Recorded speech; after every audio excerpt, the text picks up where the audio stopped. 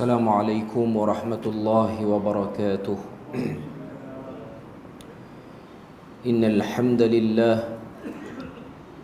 نحمده ونستعينه ونستهديه ونستغفره ونعوذ بالله من شرور أنفسنا ومن سيئات أعمالنا. من يهده الله فلا مضل له ومن يضلله فلا هادي له. أشهد أن لا إله إلا الله وحده لا شريك له وأشهد أن محمدا عبده ورسوله. يا أيها الذين آمنوا اتقوا الله وقولوا قولا سديدا يصلح لكم أعمالكم ويغفر لكم ذنوبكم ومن يطع الله ورسوله فقد فاز فوزا عظيما. الحمد لله الذي بنعمته تتم الصالحات. ربنا آتنا من لدنك رحمة وهيئ لنا من أمرنا رشدا. اللهم آت نفسي تقواها وزكيها وأنت خير من زكاها أنت وليها ومولاها. أما بعد. Alhamdulillah, syukur pada Allah Azza wa Jal kerana dengan rahmat dan juga limpah kurnia yang Allah Ta'ala berikan dapat kita bersama pada malam ni menyambung perbahasan daripada indahnya pesan Luqman Al-Hakim. Sambungan kita insya-Allah malam ni dalam buku kita akan terus ke muka surat 9 kalau buku saya lah. Ianya bab yang ketiga. Bab yang kedua iaitu Nas surah Luqman dan terjemahannya tu saya rasa tak perlu kita sentuh sebab dia hanya ayat Quran dan terjemahan. Yang penting ialah pada bahagian ketiga tu pengajaran ayat secara umum. Sebab setiap ayat yang dibawa daripada ayat 12 sampailah ayat 19, 8 ayat tu dia pun letak terjemahan situ. Terjemahan dia sama saja dengan apa yang ada pada bab yang kedua dan juga yang ada pada bab yang ketiga. Terjemahan yang digunakan ialah terjemahan daripada Tafsir Pimpinan Ar-Rahman oleh Syekh Abdullah Muhammad Basmih rahimahullahu ta'ala. Jadi kita terus kepada bahagian ketiga ataupun bab yang ketiga, pengajaran ayat secara umum. Jadi pada malam ni kita masuk ayat yang ke-12.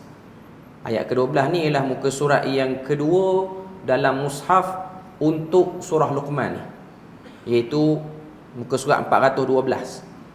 Dan memang buku kita ni keseluruhannya dia nak bahas tentang 8 ayat tu, iaitu ayat 12 sampailah ayat yang ke-19. Ayat 12 sampailah ayat yang ke-19.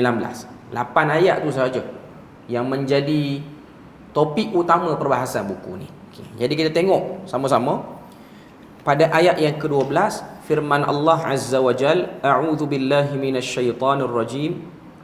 وَلَقَدْ آتَيْنَا لُقْمَانَ الْحِكْمَةَ أَنِ اشْكُرْ لِلَّهِ وَمَنْ يَشْكُرْ فَإِنَّمَا يَشْكُرُ لِنَفْسِهِ وَمَنْ كَفَرَ فَإِنَّ اللَّهَ غَنِيٌّ حَمِيدٌ.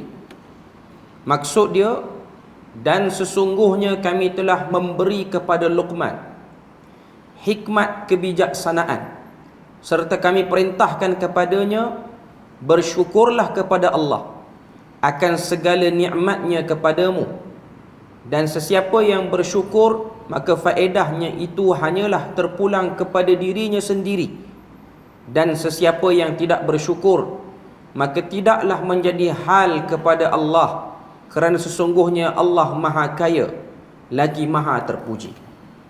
Ayat ke-12 ialah cerita Luqman secara khusus. Ayat 12 ni untuk menyeimbangkan ayat 1 sampai ayat 11. Ada satu ayat ataupun ada satu bahagian iaitu Allah Ta'ala sebut pada ayat yang ke-6, wa minan nasi man yashtari lahwal hadith.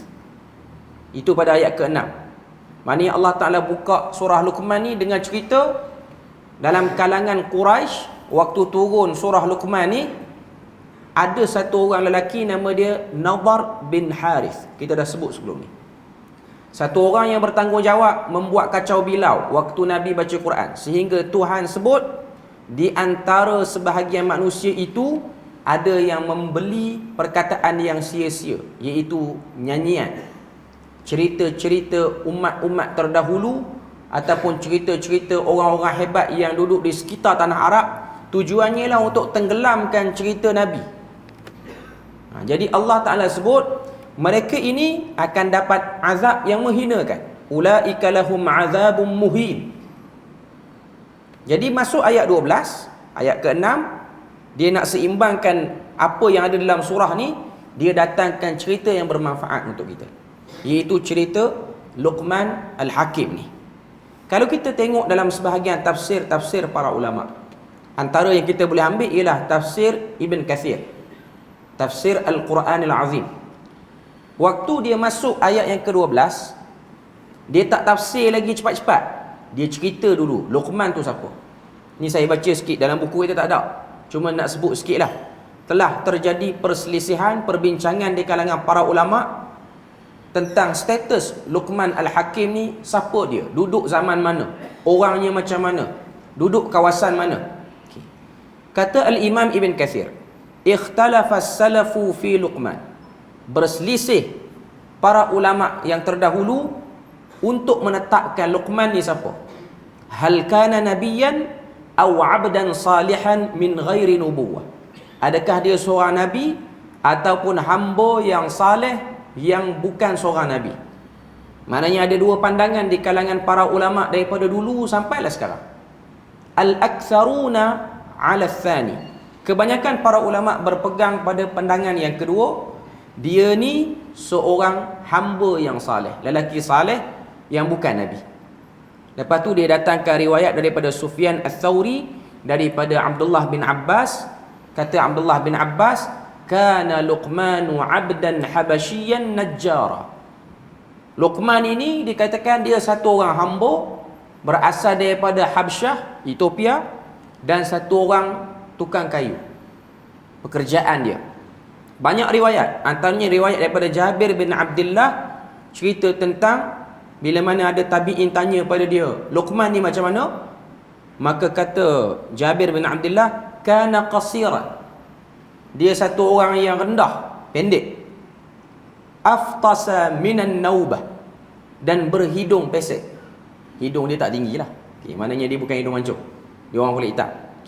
Dan datang lagi riwayat-riwayat yang lain, antaranya daripada Sa'id bin Musayyib. Ini ialah menantu kepada Abu Hurairah.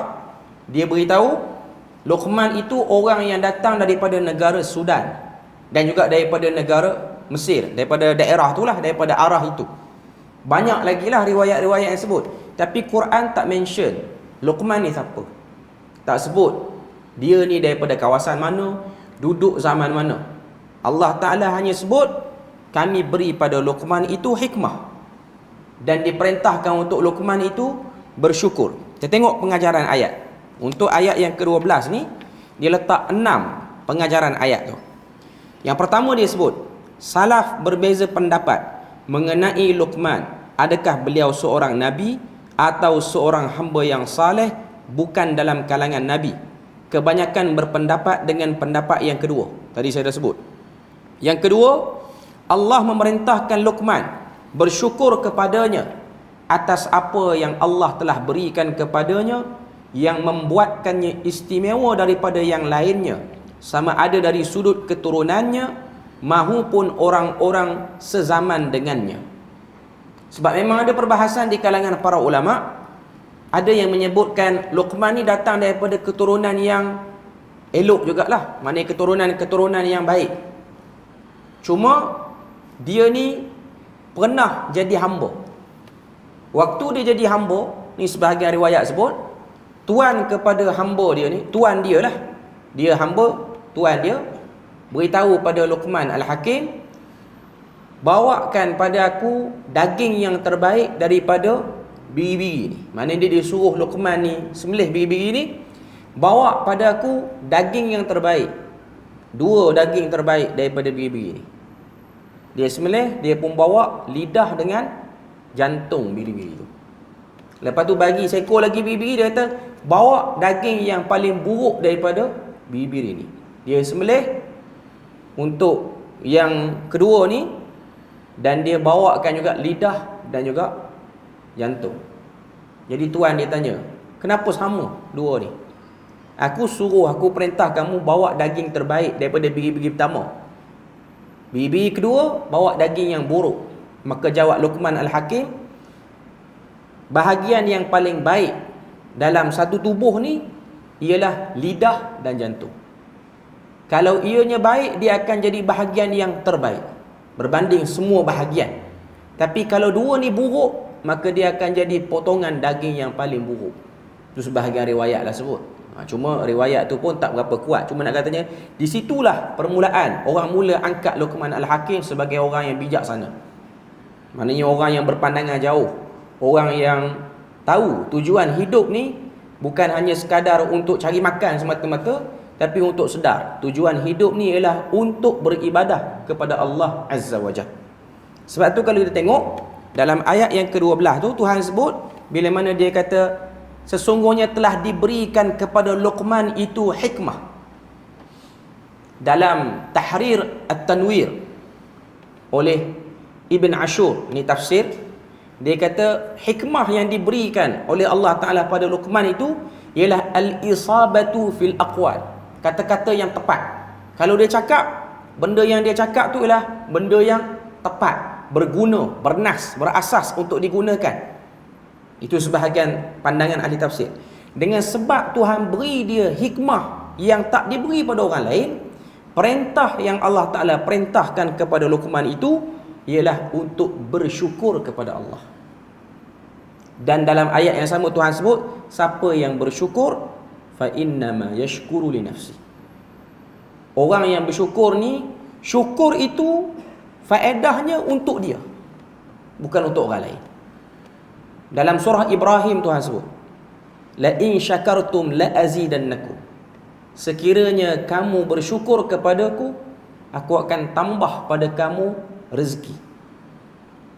Dalam hadis yang lain, Nabi ajar pada kita satu doa, Allahumma inni a'udzubika min zawalin ni'am. Ya Allah, aku berlindung denganmu daripada hilangnya nikmat yang telah diberikan, wa tahawuli afiyatik, dan terpesongnya kesihatan aku. Maknanya kesihatan kita ni berubah daripada sihat jadi tak sihat. Wa fujaati niqmatik, daripada kematian yang mengejut tiba-tiba tak sempat bersedia. Wa jami'a sakhatik, dan juga daripada semua benda yang kamu murkai.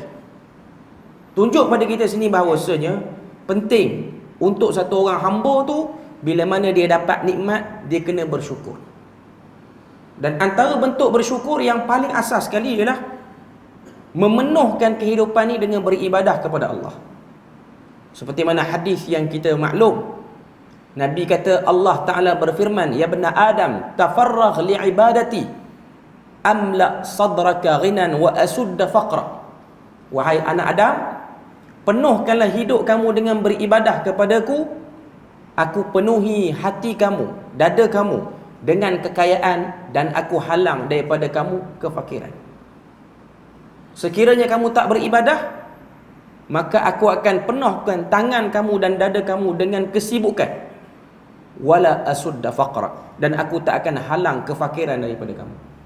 Jadi nak sebut pada kita bahawasanya antara cara yang paling mujarab untuk mengekalkan nikmat dan menambah lagi nikmat tu ialah bersyukur.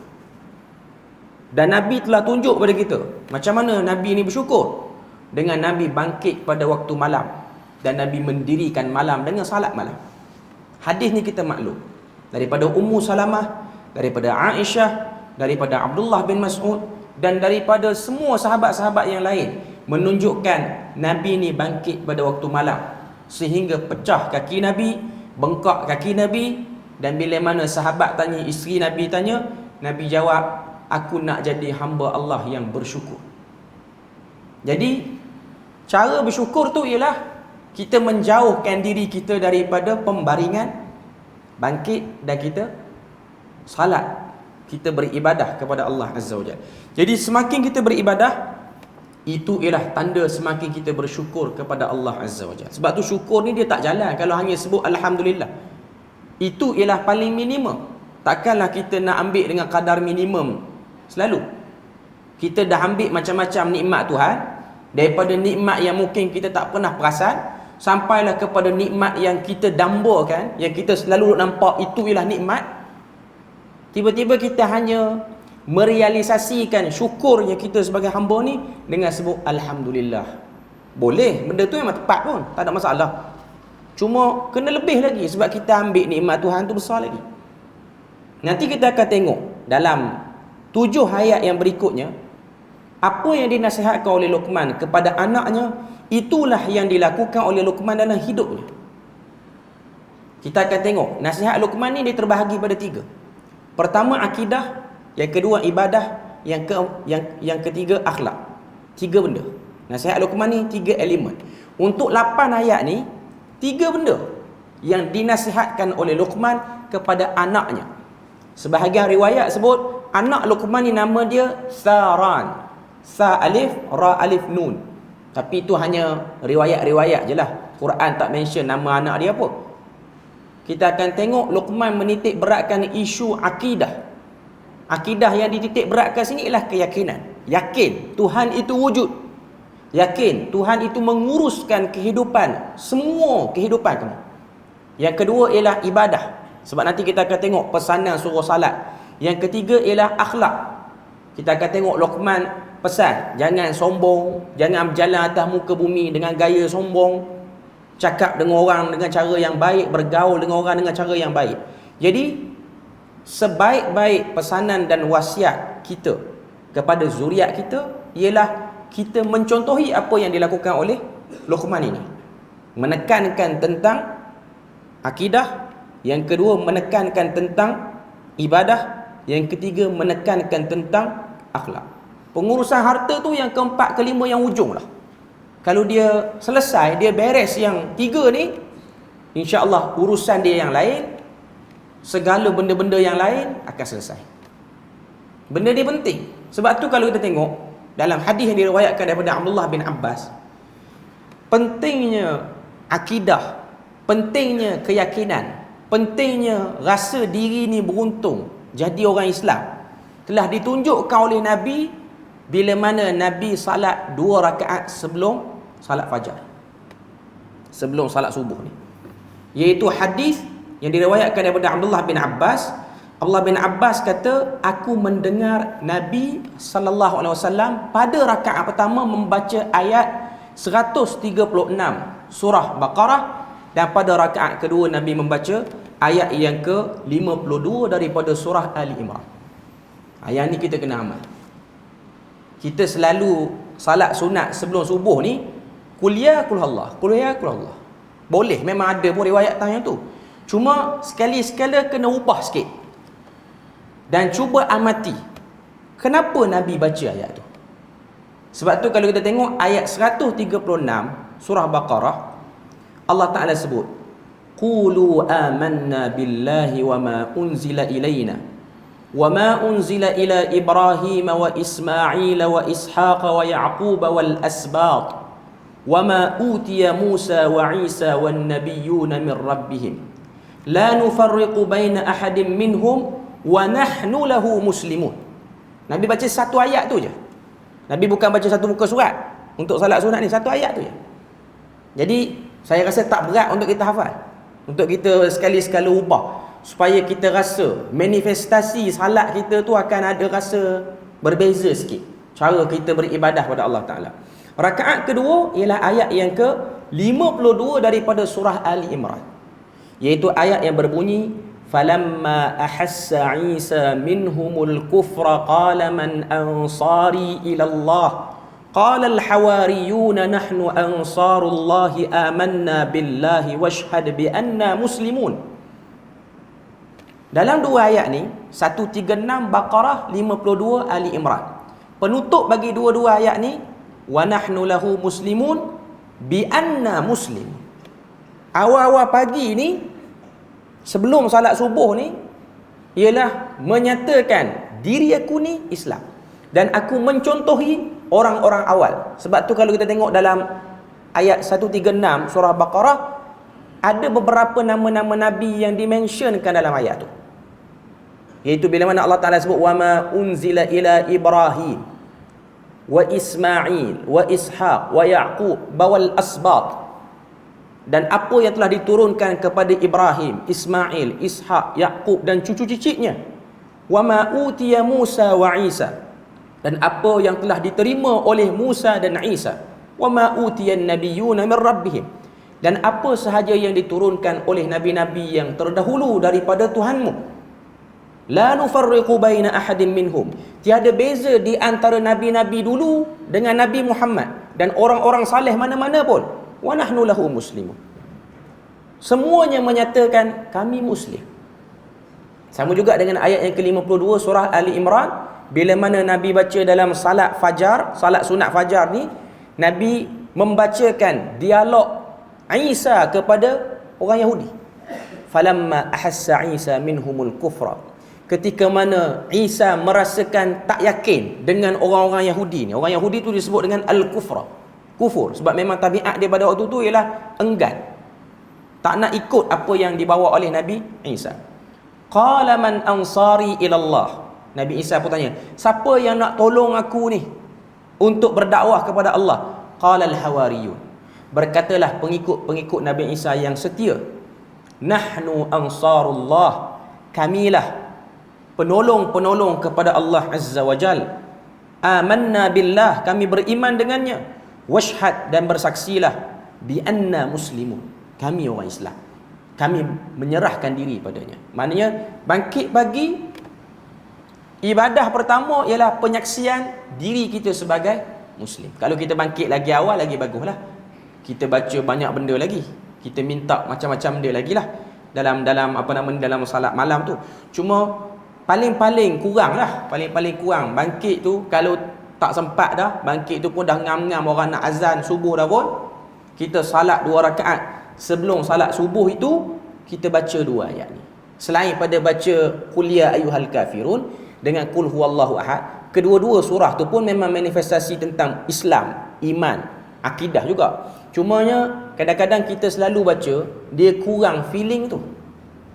Bila mana kita beralih sikit ke sunnah Nabi yang lain, kita akan nampak ada benda yang Nabi nak bawa dan nak ajar, nak tunjuk pada kita di waktu awal pagi ni. Sebab memang apa-apa saja benda yang berlaku dalam hidup ni, memang kita kena balik kepada ikatan akidah itu. Kemudian dalam ayat 12 tu Tuhan sebut wa man kafara fa innallaha ghaniyyun hamid. Siapa-siapa yang kufur, tak nak syukur, Allah Ta'ala itu maha kaya lagi maha terpuji.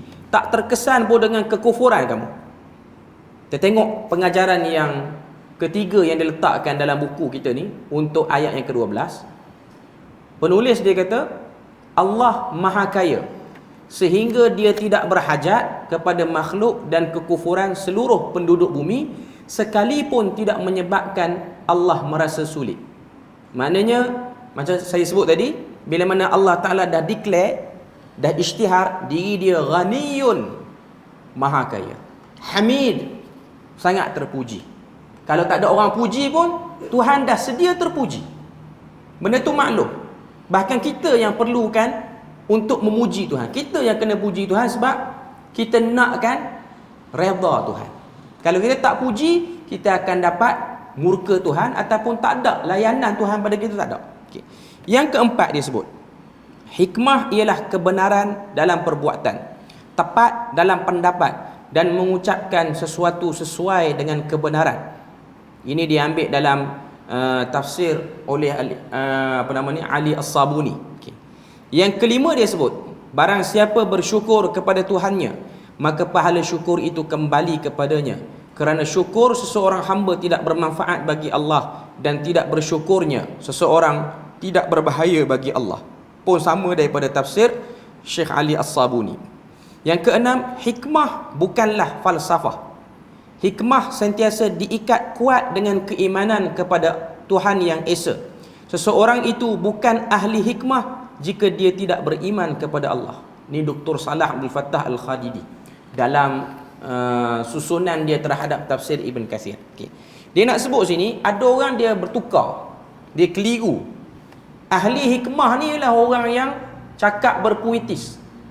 Orang yang bila mana dia melantunkan perkataan dia tu tinggi nilai sastranya.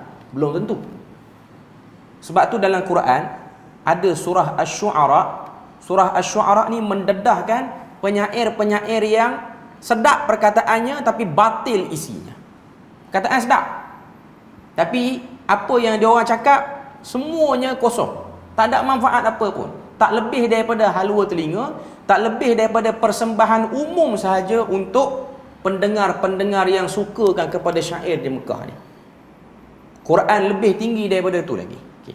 Jadi untuk ayat 12, pengajaran secara keseluruhan yang kita boleh ambil ialah hikmah itu ialah satu benda yang bernilai, tak diberikan pada semua orang, melainkan kepada orang tertentu sahaja. Tapi kita boleh minta. Sebab kuliah sebelum ni saya ada bagi doa dalam Al-Quran. Allah Ta'ala sebut Rabbi habli hukman wa alhiqni bis salihin. Doa Nabi Ibrahim. Waj'alni lisana sidqin fil akhirin. Jadikanlah aku ini sebutan yang benar untuk orang-orang akan datang. Waj'alni min warathati jannati na'im. Dan jadikanlah aku pewaris kepada syurga yang penuh dengan nikmat. Poin ini ialah Rabbi habli hukman wa alhiqni bis salihin. Wahai Tuhan, berikanlah kepada aku hikmah dan dekatkan aku dengan orang saleh. Maknanya kita boleh minta pada Allah Azza wa Jalla untuk dapat benda tu. Okey. Sekarang kita pergi kepada ayat yang ke-13. Ayat 13 ni nak masuk kepada pesanan Luqman Al-Hakim. Wa idh qala Luqmanu libnihi wa huwa ya'idhuhu ya bunayya la tusyrik billah inna syirka la zulmun azim. Dan ingatlah ketika Luqman berkata kepada anaknya semasa ia memberi nasihat kepadanya, wahai anak kesayanganku, janganlah engkau mempersekutukan Allah dengan sesuatu yang lain. Sesungguhnya perbuatan syirik itu ialah satu kezaliman yang besar. Ada dua pengajaran saja, kita baca pengajaran dia. Allah telah menyebut dengan sebaik-baik sebutan bahawa Luqman diberikan hikmah. Lalu beliau memberikan wasiat kepada puteranya, yang pastinya wasiat kepada seseorang yang paling disayangi dan dicintai olehnya ialah perkara paling utama yang perlu diketahui, iaitu menyembah Allah dan tidak menyekutukannya dengan sesuatu apapun. Syirik ialah sebesar-besar dosa dan seburuk-buruk jenayah. Yang kedua, memang aniaya besarlah orang yang mengakui ada lagi Tuhan selain Allah, padahal selain daripada Allah itu ialah alam belaka, iaitu makhluk. Jiwa yang dipenuhi tauhid ialah jiwa yang merdeka. Yang ini diambil daripada tafsir Al-Azhar oleh Profesor Hamka. Okay. Ayat 13 Allah Ta'ala sebut wa idh qala, ketika mana telah berkata Luqmanu libnihi, Luqman kepada anaknya, anak lelakinya, wa huwa ya'idhuhu, dalam keadaan posisi dia nak beri peringatan kepada anak dia. Bila mana sebut ya'idhuhu, maksudnya maklumat tu dah ada. Ini bukan ilmu baru, tak pernah dicerita oleh mana-mana orang. Luqman first time nak beritahu kepada anak dia, dan anak dia pun baru nak terima benda ni. Tak, benda ni dah ada dah pun, dah pernah disebut banyak kali dah pun. Tapi nak sebut pada kita, peringatan ini penting, diulang berkali-kali, sebab ini ialah utama, ini tonggak dia. Ya bunayya, pertama fokus pada panggilan seruan Luqman pada anaknya.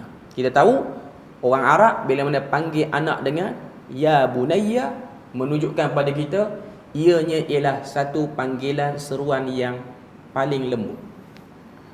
Macam mana Nabi Ibrahim berinteraksi dengan ayah dia pun, dia sebut dengan ya abati, wahai ayahku yang dia sayangi, walaupun ayah dia sangat menentang dia.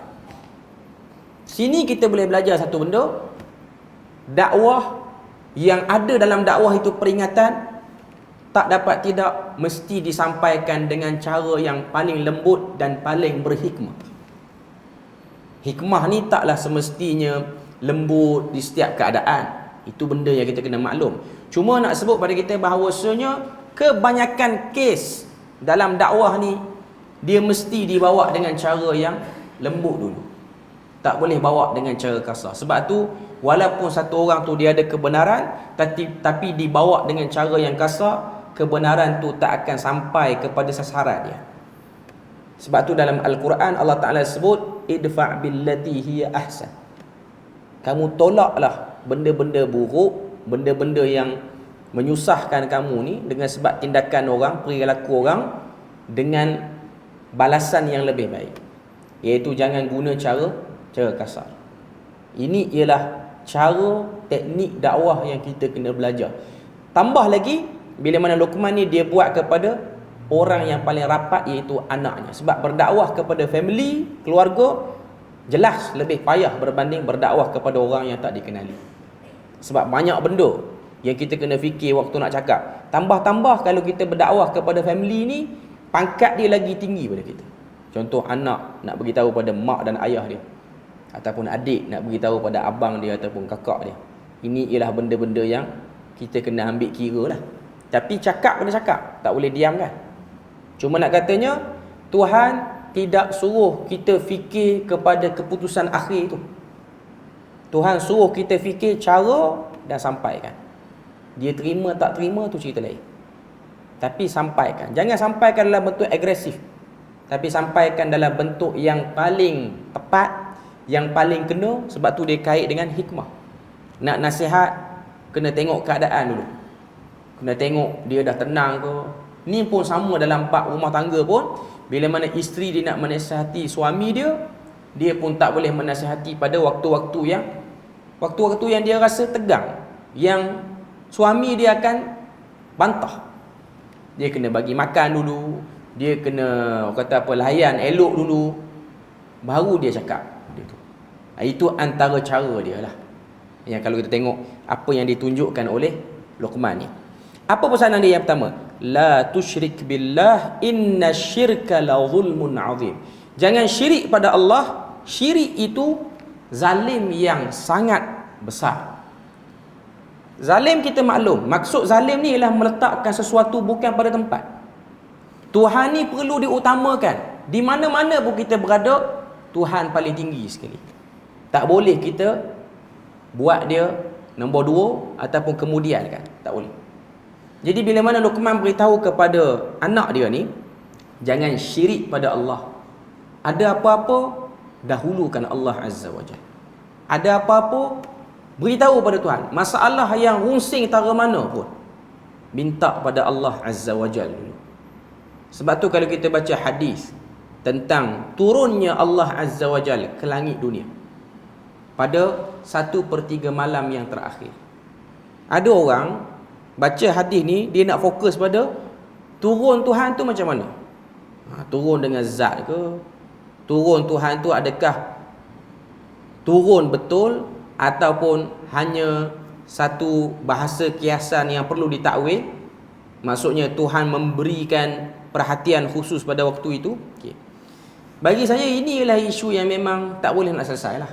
Kalau orang bincang turun Tuhan macam mana, ada satu kelompok kata bukan turun zat dia, bukanlah Tuhan merapat, sehingga ada orang kata kalau orang yang duduk atas bukit lagi dekat dengan Tuhan pada waktu tu berbanding orang duduk bawah bukit. Ini perbahasan yang ada, orang kata apa, bibit-bibit nak cari balah lah, mudah ceritanya. Okay. Yang tu kita tinggal tepi dulu.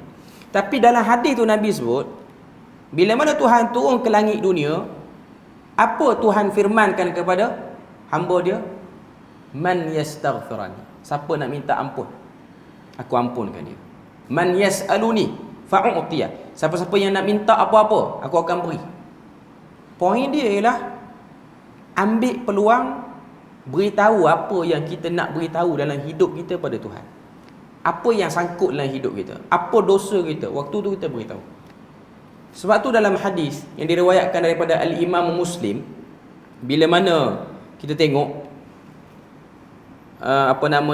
Abu Salamah, dia tanya pada Ummul Mukminin Aisyah radhiyallahu anha, Nabi ni waktu bangkit malam salat qiyamul lail, apa bacaan yang Nabi baca? Maksud dia sini ialah doa istiftah. Sebab memang Nabi baca Quran pun tak ada bacaan lain dah nak baca. Cuma yang dia nak tahu tu ialah bacaan doa istiftah apa yang Nabi baca. Yang ni mungkin tuan-tuan pernah dengar doa istiftah ni, ataupun kalau tak pernah dengar pun kita boleh pakat cari dan amal. Iaitu doa yang berbunyi Allahumma rabb Jibril wa Mikail wa Israfil fatiras samawati wal ard alimal ghaibi wasyahadah anta tahkumu baina ibadika fima kanu fihi yakhtalifun ihdini lima ikhtulifa fihi minal haqqi biiznik innaka tahdi man tasha'u ila siratim mustaqim. Menarik doa ni. Tambah kita yang hidup akhir zaman ni yang memang berhadapan dengan macam-macam perselisihan di kalangan manusia. Doa ni maksud dia Nabi ajar pada kita doa iftitah selain pada wajah tu wajhiya lillazi fataras samawati wal ard, selain daripada Allahu akbar kabira, selain daripada subhanakallahumma wa bihamdik, selain daripada apa-apa sajalah Allahumma ba'id baini wa baina khataayai. Yang ni antara doa yang saya rasa kalau kita bangkit solat tahajud kita baca yang ni. Terutamanya orang yang selalu mengadu, saya pening lah ustaz ni suka kuat bergaduh, saya tak tahu nak pilih yang mana. Okey, baca doa ni dulu, tak payah dengar orang bergaduh, baca doa ni dulu. Okay. Sebab dalam doa ni mustahab, permintaan. Wahai Tuhan pada Jibril, Tuhan pada Mikail, Tuhan pada Israfil, yang menciptakan langit dan bumi, yang mengetahui benda gaib dan benda yang jelas. Engkaulah Tuhan yang mengadili di antara hamba-hambamu pada apa yang telah mereka perselisihkan. Tuan-tuan tengok doa tu. Kemudian minta pula pada Tuhan, ihdini lima ikhtulifa fihi minal haqqi biiznik. Tunjukkan aku di atas semua perselisihan ni apa yang benar dengan izin kamu. Innaka tahdi man tasha'u ila siratim mustaqim. Sesungguhnya engkaulah yang boleh memberi hidayah kepada siapa yang engkau kehendaki ke jalan yang lurus. Kalau tuan-tuan rasa risau, rasa runsing, rasa galau, rasa tak tahu nak pilih yang mana, rasa pening dalam setengah-setengah pendapat, dengar ustaz ni kata lain, dengar ustaz ni kata lain, bangkit malam doa dengan doa ni dalam doa istiftah. Ya Allah, jadikanlah semua pendapat yang aku dengar ni engkau jadikan aku kenal yang betulnya yang mana. Ini masalah umat akhir zaman sekarang. Dia hanya mengadu, tapi dia mengadu pada tempat yang salah. Sebab tu saya selalu sebut, kadang-kadang kita ni yang mengajar, yang kuliah orang ni jadi tempat orang mengadu. Sebenarnya bukan ustaz untuk tempat mengadu. Ni bukan Kristian padri tempat mengadu. Ustaz ni beritahu je, masalah dia pun tak selesai banyak. Dia pun kena bangkit malam juga. Dia pun kena beritahu dengan Tuhan juga. Jadi caranya ialah mengadu pada Tuhan. Kalau tuan-tuan pening, saya tak tahulah nak ikut manhaj takwil ke, nak ikut manhaj salaf ke apa, beritahu dekat Tuhan. Beritahu dekat dia. Ya Allah, aku pening ni, aku tak tahu nak pilih yang mana. Beritahu. Allah Ta'ala akan tunjukkan. Yang penting ikhlas dan yakin. Sebab tu penanaman keyakinan kepada Allah Ta'ala tu mustahak. Nanti kita akan tengok pada ayat-ayat yang seterusnya, ayat 15, ayat 16, bagaimana Luqman ni dia tanam keyakinan. Bila mana kita tengok Luqman dia beritahu kepada anak dia, sekiranya satu biji sawi tersembunyi di mana-mana bahagian langit, Tuhan akan datangkan. Nak sebutnya apa? Nak sebutnya kamu yakin pada Tuhan yang Maha Kuasa, dia akan selesaikan masalah kamu. Sebab tu kekuatan para sahabat dan kelompok yang awal ni ialah pada keyakinan. Mereka yakin pada Allah Azza wa Jalla. Tuan-tuan tengok dan kita belajar daripada perang Ahzab. Perang Ahzab ni perang Khandaq. Ketika mana perang Ahzab berlaku, sebelum berlaku tu lagi, Nabi kan suruh orang gali parit. Sahabat ni gali parit dengan idea daripada Salman Al-Farisi. Bila mana gali parit, benda tu ambil masa lama. Dan semua orang maklum. Orang-orang di Madinah ni maklum, termasuklah Yahudi yang ada di Madinah pun maklum. Yang akan menyerang Madinah ini ialah kesatuan Arab keseluruhannya. Bukan musyrikin Mekah lagi. Seluruh Arab akan bersama menentang Nabi di Madinah dan akan menyerang Madinah. Ada satu batu besar, ni hadis riwayat Jabir dalam Sahih Bukhari dan juga dalam Sahih Muslim. Satu batu besar tu tak boleh nak pecahkan dia. Orang beritahu dekat Nabi, ya Rasulullah, batu besar ni tak boleh pecah, tak boleh nak alih, nak buat parit ni. Nabi ambil cangkul, Nabi pukul bagi azan dulu. Nanti kita berhabis cerita. Nanti balik tidur tak tenang. Okey. Okey, kita sambung balik cerita tadi. Ketika mana sahabat jumpa satu batu yang besar ni, Nabi tengah berlapar, sahabat tengah berlapar, makanan dijatuh. Sebab pada waktu tu untuk menghadapi perang. Jadi orang pun beritahu dekat Nabi, sahabat beritahu, ni batu besar ya Rasulullah, tak boleh nak pecahkan, tak boleh nak buka laluan. Nabi ambil cangkul ataupun alat pemecah ni. Nabi pecahkan kali pertama, Nabi hempuk dekat batu tu, dia pecah dan keluar cahaya. Nabi kata, demi Allah, umat ini akan memerintah Syam, akan memerintah Yaman. Nabi angkat kali kedua, Nabi hempuk lagi, keluar cahaya. Nabi kata, demi Allah, umat ini, iaitu umat Nabi, akan memerintah Syam. Nabi hempuk kali ketiga, Nabi kata, demi Allah, umat ini akan memerintah dan menaungi seluruh dunia ni. Waktu tu orang munafik, dia kata, Muhammad ni sembang kencang betul. Dia kata, kita nak keluar tandas pun takut. Tiba-tiba dia kata boleh perintah Yaman, boleh perintah Syam, boleh perintah dunia pula. Tengok, hati tak yakin. Sampai pada Umar, sampai pada Abu Bakar. Umar dan Abu Bakar kata, kalau Nabi sebut macam tu, dia benar pada perkataan dia. Satu masa nanti kita akan tengok bagaimana Allah Ta'ala membuka ruang. Dan kalau kita tengok akhirnya, wilayah Syam tu jatuh pada tangan Umar. Wilayah Syam tu.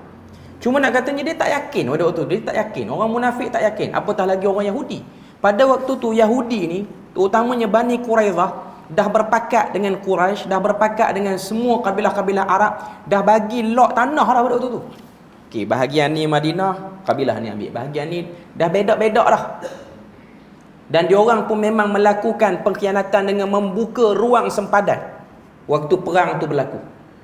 Pada waktu ketumbukan tu datang, tentera tu datang, Munafikin ni kata, padan dah. Kalau diorang ni percaya dengan kata-kata Muhammad ni, kita akan mati. Tapi pada waktu tu sebahagian, diorang Islam jadi dua kelompok. Satu munafikin, satu mukminin. Orang mukminin, orang yang beriman, dia kata, kalau Nabi kata benda ini benar, maka benar. Sehinggalah Allah Ta'ala berikan pertolongan. Datang angin yang menyebabkan tentera Ahzab semua lari bertempiaran. Poinnya ialah yakin. Sebab tu Luqman dia menanam keyakinan. Yang penting dalam hidup kita ni, kita yakin. Bila mana Tuhan kata kamu beribadah, aku akan beri rezeki pada kamu, kita yakinlah rezeki itu akan datang. Cuma kita carilah dengan kadar kudrat yang Tuhan beri, kita cari. Kita tak yakin pada semua makhluk, sebab makhluk ni dia bersifat lemah. Kita yakin pada Allah Azza wa Jalla. Tuan-tuan boleh bayang, ada orang dia yakin dengan majikan yang dia kerja, confirm tak tipunya gaji tiap-tiap bulan. Bahkan dia berangan-angan, nanti kalau saya habis kerja ni, saya pencen, berjalanlah duit. Kalau dia nak tipu, dia boleh tipu. Tuan-tuan naik bas, tuan-tuan yakin driver bas tu ada lesen bas, boleh jadi tak dia tipu? Boleh jadi dia tipu. Tak ada pun semangat, nanti dulu sebelum bas jalan, tengok sikit lesen, telefon pula JBJ, betul ke dia ni ambil lesen? Kita tak tanya pun, sebab kita yakin dah syarikat bas ni dah ambil hire orang ni, confirm dah ada. Kenapa dalam doa tak yakin? Tuan-tuan pergi klinik, mungkin yang dah berusia ni pergi klinik, tunggu doktor, percaya doktor tu betul. Boleh jadi ke dia belajar dulu dia tipu? Boleh jadi. Kita kata makhluk boleh jadi, kita tak bersangka buruk, tapi nak kata boleh jadi benda tu. Tapi Allah Ta'ala melalui lisan Nabi-Nya menjanjikan itu, menjanjikan ini. Tuan-tuan boleh bayang, Nabi kata, siapa-siapa yang salat sunat subuh 2 rakaat dan salat subuh, fahuwa fi zimmatillah, dia berada dalam jagaan Allah keseluruhan harinya. Tiba-tiba kita yang dah salat subuh ni, masalah. Kalau kita ada penyakit tu, kita tak yakin pada Tuhan, kita masalah. Sebab tu benda ni dipasak betul oleh Luqman Al-Hakim, jangan syak pada Tuhan. Jangan syak pada Tuhan. Segala benda yang berlaku, itu semua daripada janji-janjinya yang benar, itu semua datang daripada ketentuannya yang benar. Tidak ada apa-apa yang buruk bagi orang beriman, melainkan semuanya itu kebaikan. Ini benda yang perlu ditekankan. Sebab tu wasiat Luqman kepada anaknya, jangan syirik kepada Allah Ta'ala. Dengan erti kata lain, jangan engkau rasa syak terhadap Tuhan yang Maha Kuasa. Nanti kita akan tengok pada ayat yang ke-14, pada kali yang akan datang, kita akan tengok apa lagi pesanan-pesanan Luqman Al-Hakim sampailah habis ayat 19. Kita berpada muka surat 14, muka surat sebelah tu, pada ayat yang ke-14. Nanti kita akan sambung pada ayat 14. Setakat itu saja. Moga Allah Ta'ala beri rahmat dan berkat. Subhanakallahumma wa bihamdik, asyhadu an la ilaha illa anta wa astaghfiruka wa atubu ilaik. Wassalamualaikum warahmatullahi wabarakatuh.